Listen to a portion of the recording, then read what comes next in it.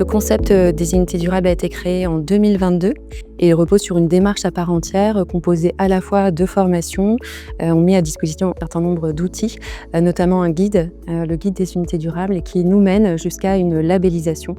Voilà, c'est une démarche de 3 à 6 mois en général qui se déploie à travers le CHU, mais aussi 20 autres établissements de la région Nouvelle-Aquitaine que l'on accompagne depuis 2 ans maintenant.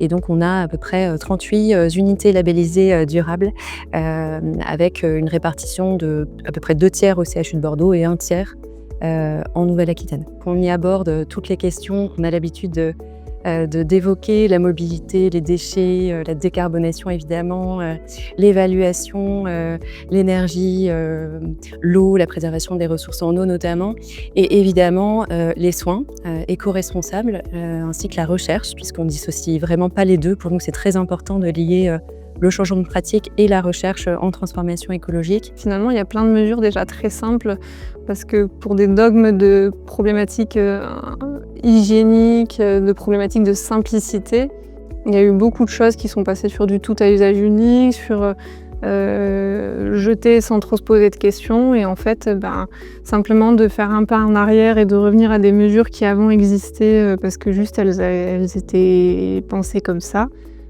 C'était pas très compliqué. Nous avons par exemple l'utilisation d'une seule valve lors d'un double examen. On utilise 2 endoscopes et on n'utilise qu'une valve d'aspiration.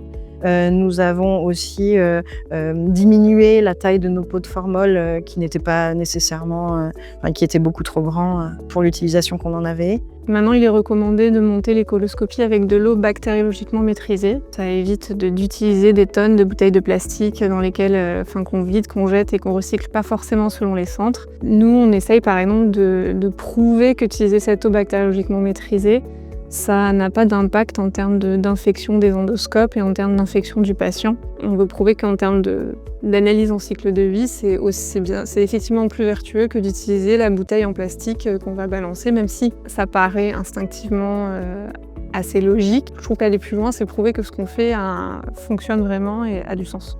Je pense que la transformation écologique, ça vient d'abord par les gens. C'est une volonté des gens d'essayer d'améliorer leurs pratiques et on ne peut pas imposer à une équipe des changements. Il faut que ça vienne de l'équipe et c'est ça qui a fonctionné chez nous. Alors les parcours patients ont plusieurs intérêts. D'abord, ça a un intérêt pour le patient qui ne va venir qu'une seule fois à l'hôpital et qui, sur une même journée ou une demi-journée, va pouvoir rencontrer plusieurs professionnels et on essaye d'avoir tout ça sur une même unité de lieu et une même unité de temps. Donc c'est un gain pour le patient, c'est un confort, mais c'est également un gain écologique parce qu'il n'y a qu'un seul déplacement sur une seule journée et tout est regroupé au même endroit. Pour le pharmacien, les enjeux sur les dispositifs médicaux sont multiples. On agit beaucoup sur les impacts environnementaux, notamment donc, au sein de nos services de soins. On essaie de gérer au maximum donc, et d'être garant du bon usage pour que les dispositifs médicaux soient optimisés au niveau des stocks, puis qui ont limité le gaspillage. On essaie de travailler beaucoup sur la limitation d'empreinte carbone, puis on fait beaucoup de communication. On a un échange avec nos services qui est de proximité, qui est très, très valorisant. Donc effectivement, on constitue soit des groupes de travail, soit des partenariats pour de plus en plus développer ce qu'on appelle donc les unités durables, qu'on a bien promu au CHU de Bordeaux avec la mise en place d'un guide et puis idéalement d'étendre tout ça à d'autres unités et pourquoi pas à la pharmacie hospitalière également.